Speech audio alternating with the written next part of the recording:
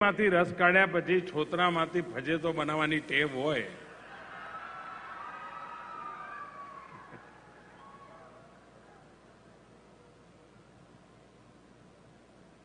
અને એવા શહેરનો આટલો મોટો બદલાવ જૂની બધી કહેવતો વ્યાખ્યાઓ લોકોયુક્તિઓ બધી બદલી નાખવી પડશે હવે પરંતુ આ બદલવા જતા અમદાવાદને સલામ બદલાયેલા અમદાવાદના મિજાજને સલામ ઘણીવાર આ પ્રકારનો ફેસ્ટિવલ જેમને બહુ સમજણ ન પડે એમના માટે ટાઈમ બગાડવા જેવો નથી તમે ઘરમાં એકલા જમતા હો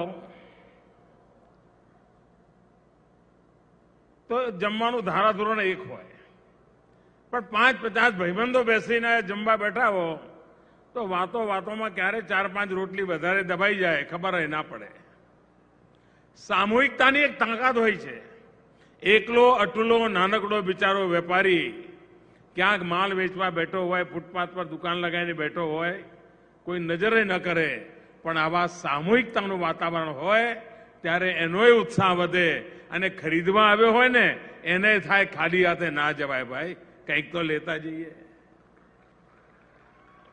આ સામૂહિકતાની એક તાકાત હોય છે અને એ તાકાત આ પ્રકારના ફેસ્ટિવલ સાથે જોડાયેલી હોય છે એનું એક મહાત્મય હોય છે આપણે ત્યાં મેળા આ પરંપરા એક પ્રકારનો અર્થવ્યવસ્થાને ગતિ આપવા માટે બહુ મોટું કારણ બનતા હતા યુગ બદલાયો ને નવા સ્વરૂપમાં આવ્યું પરંતુ આ પ્રયાસ અભિનંદનને પાત્ર છે અને આજે જ્યારે અમદાવાદને આંગણે આ બદલાયેલા મિજાજ સાથે આપની વચ્ચે આવવાનું થયું છે ત્યારે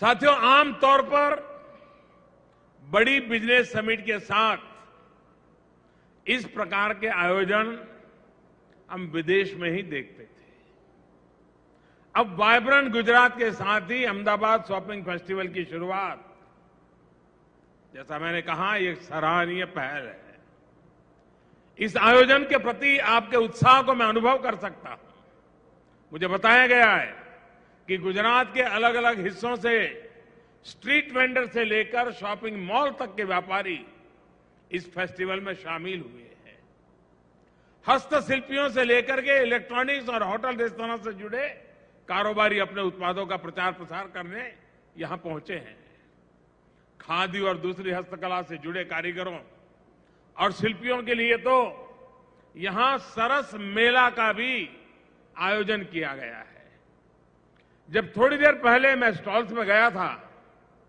तो गुजराती परंपराओं गुजराती हस्तशिल्प की बेहतरीन झलक मुझे देखने को मिली फेस्टिवल में गुजरात के बाहर से आए बहुत से उद्यमी भी हिस्सा ले रहे हैं कपड़े हो गहने हो इलेक्ट्रॉनिक्स हो हमारी पुरातन संस्कृति आधुनिकता का एक अद्भुत समावेश इस फेस्टिवल में नजर आ रहा है खासतौर पर विरासत मेले से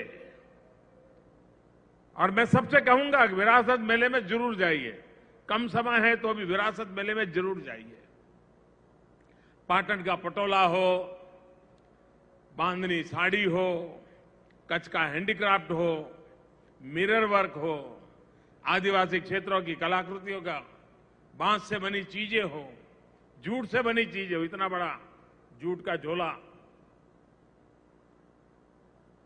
और यहां मैंने देखा खंभात से पत्थरों से बनी वस्तुएं भी आदिवासियों के द्वारा बनी वारली पेंटिंग ये गुजरात की सांस्कृतिक समृद्धि का एक बेहतरीन उदाहरण है हमारे देश में ऐसी वस्तुओं का इतना व्यापक और विशाल संग्रह है भंडार है कि पूरी दुनिया में हम बहुत तेजी के साथ अपनी पहचान को और मजबूत कर सकते हैं इस तरह के फेस्टिवल निश्चित तौर पर छोटे उद्यमी को बड़ा मार्केट पाने में बहुत मददगार होते हैं।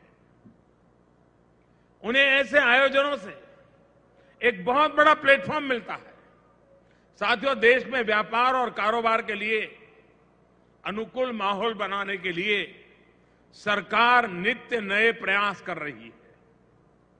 बीते 4.5 वर्षों में सैकड़ों नियमों को आसान बनाया गया, पुराने कानूनों को समाप्त किया गया और पारदर्शिता को व्यवस्था का हिस्सा बनाया जा रहा है। इन्हीं सबका नतीजा है कि 4 वर्ष पहले जहां हम ease of doing business ranking में 142वें नंबर पर थे, आज 77वीं रैंक पर हम पहुंच चुके हैं। यानी 65 रैंक का रिकॉर्ड जंप, बदलाव। बिजली पानी का कनेक्शन हो, पर्यावरण की क्लियरेंस हो, कंस्ट्रक्शन परमिट हो, ट्रांसपोर्टेशन के नियम हो, करीब करीब हर व्यवस्था पहले की तुलना में बहुत आसान हुई है। गुड्स और सर्विस टैक्स यानी जीएसटी भी देश में एक ईमानदार व्यापार व्यवस्था बनाने की दिशा में एक बहुत बड़ा कदम है। पहले जो दर्जनों टैक्स लगते थे, उनको अब एक में ही समेट दिया गया है। हाल ही में जीएसटी काउंसिल ने एक फैसला लिया कि अब 40 लाख रुपए टर्नओवर तक, और यहां सारे व्यापारी लोग हैं, उनके काम की बात है, 40 लाख रुपए टर्नओवर तक उन सारे व्यापारियों के लिए जीएसटी रजिस्ट्रेशन अनिवार्य नहीं है। पहले ये सीमा 20 लाख रुपए की थी। साथियों, जीएसटी की व्यवस्था को और सशक्त और सरल करने के प्रयास लगातार चल रहे हैं। आप जैसे व्यापारियों, ग्राहकों के सुझावों पर और अनुभवों के आधार पर निरंतर सुधार की प्रक्रिया चल रही है। भाइयों और बहनों, छोटे और मझोले उद्योग हमारी अर्थव्यवस्था की रीढ़ है। भारत जितना एक्सपोर्ट करता है, उसमें 40 से 45% का योगदान देश के छोटे और मध्यम वर्ग के उद्यमियों का होता है। आप जैसे उद्यमियों का, उनको और मजबूत करने के लिए सरकार छोटे छोटे उत्पादों के एक्सपोर्ट पर भी बल दे रही है। एक बहुत बड़ा बाजार भारत के बाहर भी हिंदुस्तान का इंतजार कर रहा है। वो ग्लोबल मार्केट में अपनी जगह बना सके, भारत की बढ़ती साख का फायदा उठा सके, इसके लिए केंद्र सरकार छोटे उद्यमियों की हर संभव मदद कर रहा है। सरकार ने 2-2.5 महीने पहले ही निर्णय लिया है कि जीएसटी पंजीकृत हर एमएसएमई को 1 करोड़ रुपए तक के नए कर्ज या इंक्रीमेंटल लोन की रकम पर ब्याज में 2% की छूट दी जाएगी। विशेषकर अपने एक्सपोर्टर भाइयों बहनों को बढ़ावा देने के लिए सरकार ने निर्यातकों को प्री शिपमेंट और पोस्ट शिपमेंट की अवधि में जो लोन मिलता है, उसकी ब्याज की दर में छूट को 3% से बढ़ाकर 5% कर दिया है। इसके अलावा इस साल की शुरुआत में भी सरकार ने छोटे उद्योगों से जुड़े एक और अहम फैसला लिया है। इस फैसले से टेक्सटाइल, लेदर, हैंडीक्राफ्ट, मशीनरी से जुड़े छोटे उद्यमियों को बहुत लाभ होगा। साथियों, प्री और पोस्ट शिपमेंट रुपए क्रेडिट में जो ब्याज की राहत दी जाती थी, उसका लाभ मैन्युफैक्चरिंग सेक्टर से जुड़े उद्यमों को ही मिलता था। बहुत दिनों से मांग हो रही थी कि इसमें मर्चेंट एक्सपोर्टर्स उनको भी जोड़ा जाए, जिनकी एमएसएमई सेक्टर में बड़ी भूमिका है। 2 हफ्ता पहले सरकार ने ये मांग मान ली है और इसका बहुत बड़ा फायदा एक्सपोर्ट से जुड़े छोटे छोटे कारोबारियों को होने जा रहा है। एक अनुमान के मुताबिक करीब करीब 600 करोड़ रुपए का लाभ ये एक्सपोर्ट करने वाले छोटे कारोबारियों को मिलेगा। सरकार द्वारा छोटे और मध्यम उद्योगों को नया मार्केट मिले, कैश फ्लो में दिक्कत ना आए, कैश पैसा कहीं फंसे ना, इसके लिए तमाम नई व्यवस्था भी शुरू की गई है। साथियों, सरकार ने एक ऑनलाइन प्लेटफॉर्म जेम यानी गवर्नमेंट ई मार्केट प्लेस भी बनाया गया है। इस प्लेटफॉर्म की विशेषता यह है कि केंद्र सरकार के हर विभाग में अधिकतर खरीदारी इसी जेम पोर्टल से होती है। सरकार ने यह भी नियम बनाया है कि करीब 25% खरीदारी छोटे और लघु उद्योगों से ही की जाए। इसका लाभ ये हुआ है कि अब देश के दूर सुदूर के गांव में रहने वाला कोई छोटा उद्यमी भी, कोई गृहिणी भी अपने उत्पाद सीधे सरकार को बेच सकता है, जिसका परिणाम है कि इस प्लेटफॉर्म के माध्यम से अब तक लगभग 16,500 करोड़ रुपए का कारोबार हो चुका है।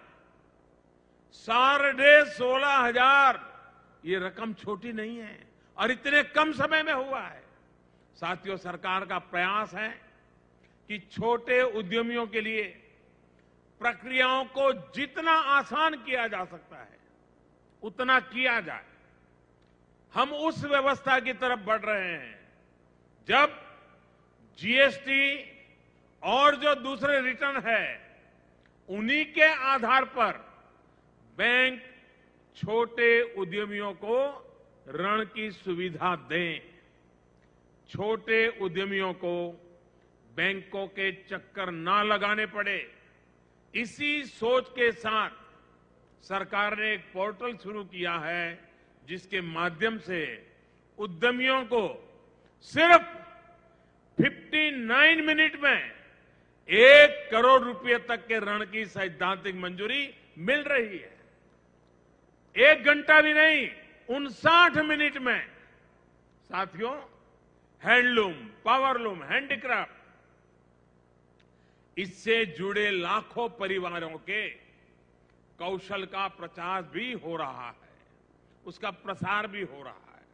इसके लिए सरकार ने अनेक योजनाएं लागू की है। देश भर में हाट मेलों की व्यवस्था तो की जा रही है, प्रदर्शनियों के लिए विश्व स्तर के भी सेंटर बनाए जा रहे हैं।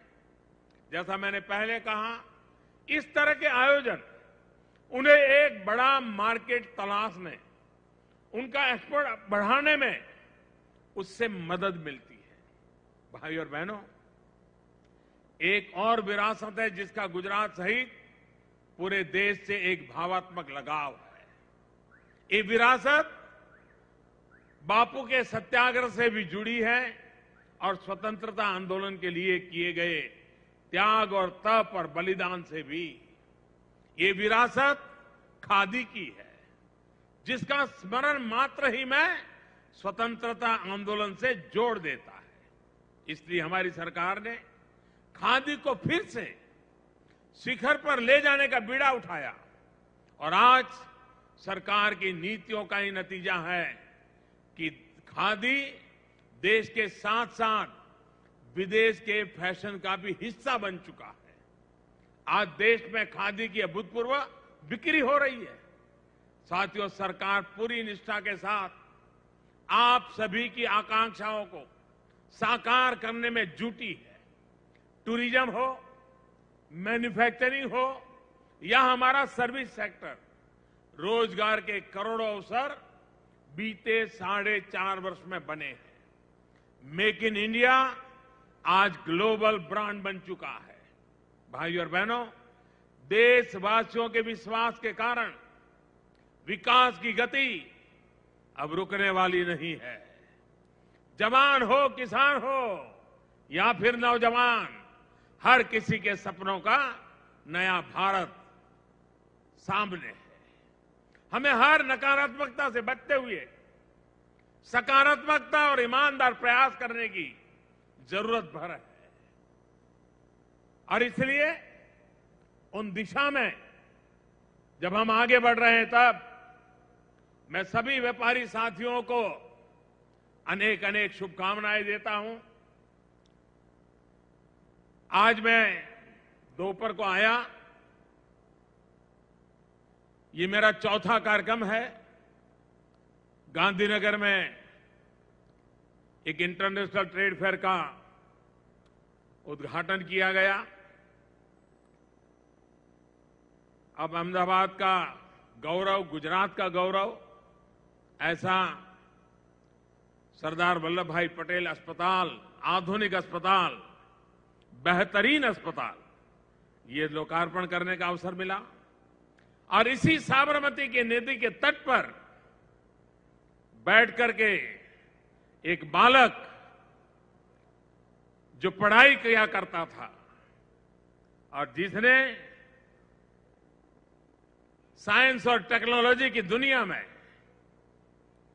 देश का नाम रोशन कर दिया,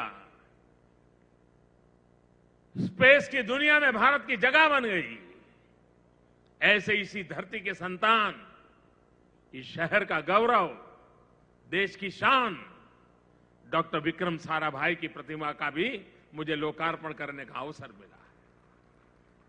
ये वर्ष डॉक्टर विक्रम साराभाई की जन्मशती का वर्ष है और डॉक्टर विक्रम साराभाई की जन्मशती का वर्ष हमारे गुजरात के बालकों में विज्ञान के प्रति आकर्षण पैदा करे, साइंटिफिक टेम्परामेंट की तरफ हम लोगों को ले जाएं। मैं समझता हूं ये उनको बहुत बड़ी श्रद्धांजलि होगी। और मैंने देखा, वाकई ऐसा लगता है कि विक्रम साराभाई खुद वहां बैठ करके अपना अध्ययन कार्य कर रहे हैं। कला की दृष्टि से भी उत्तम जगह इस रिवर फ्रंट की शान को बढ़ा रही है।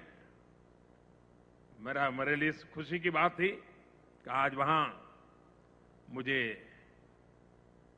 उसका उद्घाटन करने का अवसर मिला। आज जब ये शॉपिंग फेस्टिवल का प्रारंभ हो रहा है, तो मैं गुजरात सरकार को, अहमदाबाद को और हमारे शैलेश भाई पटवारी जैसे मित्रों से आग्रह करूंगा कि इसको हर वर्ष का एक निश्चित कार्यक्रम बनाया जा सकता है क्या, और उसी समय हर वर्ष हो। लेकिन इसके साथ आपने देखा होगा दुनिया में कई जगह पे इस प्रकार के शॉपिंग फेस्टिवल बहुत पॉपुलर हुए हैं। जिन लोगों ने न्यूयॉर्क का ये शॉपिंग फेस्टिवल देखा होगा, उसके साथ एक इवेंट जुड़ा हुआ है और उसको कहते हैं मैसीज डे परेड। ये बहुत पॉपुलर है। सारे व्यापारी भी अपनी अपनी चीजों को इस प्रकार के कलाकारों के माध्यम से इसको आगे बढ़ाते हैं। ये मैसीज की जो परेड होती है, दुनिया के लोग उसे देखने के लिए आप आ जाते हैं।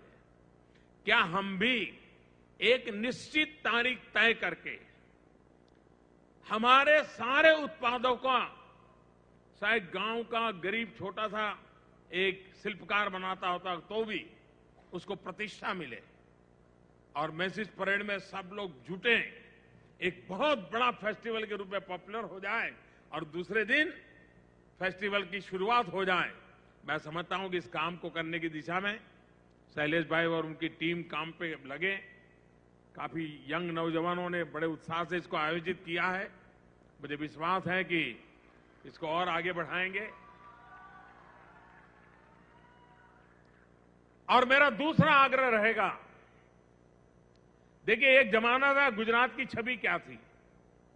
हमारी पहचान एक सामान्य ट्रेडर की थी। ट्रेडर भी कैसा, एक जगह से माल लेना, दूसरी जगह पे बेचना और बीच में से जो अपनी मेहनत का दलाली का मिला उतने लेना, उसी को वो अपना कारोबार चलाता था। वहां से धीरे धीरे धीरे आज गुजरात मैन्युफैक्चरिंग स्टेट बन गया। ट्रेडर स्टेट से मैन्युफैक्चरिंग स्टेट बनना अपने आप में गुजरात की एक बहुत बड़ी लंबी सफल यात्रा का नतीजा है। और इसलिए इस ताकत को समझते हुए गुजरात अपने आप में एक प्रकार से ग्लोबल कम्युनिटी है। गुजरात के लोगों को ग्लोबल एक्सपोजर है। हर तहसील में, जिले में, नजदीक के गांवों में कोई न कोई परिवार विदेश में गया हुआ है, रहता है, उसको दुनिया की जानकारियां रहती है। गुजरात का व्यापारी 200-400 साल पहले छोटे छोटे नाव लेकर के दुनिया में अपना माल बेचने की ताकत रखता था। मैं एक बार अस्ट्राखान गया, रशिया में एक जगह है, एक स्टेट है। मैंने वहां देखा कि जो अच्छे से अच्छी दुकान है, बहुत अच्छा मॉल है, तो उसका नाम बड़े आग्रह से ओखा रखा जाता है। हमारा द्वारिका के पास जो ओखा है वो, क्यों? 400 साल पहले हमारे लोग व्यापार करने के लिए वहां जाते थे और वहां जो माल बड़ा गौरव से बिकता था तो माना जाता ओखा से आया है। आज भी पीढ़ियों चली गई, लेकिन ओखा ब्रांड लग गया तो माल बिल्कुल अच्छा। ये हम लोगों की परंपरा है। मैं मानता हूं कि अब गुजराती और गुजरात की धरती पर काम करने वाले हर लोग विश्व व्यापार में अपनी जगह बनानी चाहिए। हमारा एक्सपोर्ट कैसे बढ़े, टारगेट करें। और ये छोटी छोटी चीजों की बाजार में ताकत बहुत बड़ी होती है। छोटे छोटे पुर्जे, छोटे छोटे हैंडीक्राफ्ट, इसके लिए बहुत बड़ा मार्केट होता है। अगर इसका फायदा हम उठा लेते हैं तो गुजरात के लिए एक नया अवसर पैदा होगा। और हमारे पास नेचुरल लिंक्स है। फियर ऑफ अननोन जिसको कहते हैं वो गुजरातियों के लिए नहीं है। कहीं पर भी कहीं न कोई परिचित है। हम कोशिश करें, सामूहिकता का प्रयास करें, इंसेंटिव का लाभ उठाएं और दुनिया के बाजार में हम अपना डंका बजाएं। इसी एक अपेक्षा के साथ मैं फिर एक बार आज अहमदाबाद, बदला हुआ अहमदाबाद, इस काम को किया है। मैं ग्राहकों को इस शॉपिंग के अंदर सबसे ज्यादा फायदा उठाने के लिए आग्रह करूंगा।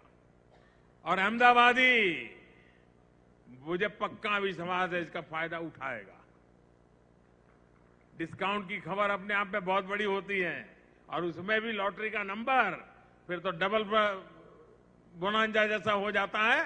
तो मैं अहमदाबादियों को और गुजरात के लोगों को और इस समय विदेशों से आए हुए मेहमानों को भी इस अवसर का बहुत फायदा उठाने के लिए आग्रह करता हूं। फिर बहुत बहुत शुभकामनाएं देता हूं, बहुत बहुत धन्यवाद देता हूं।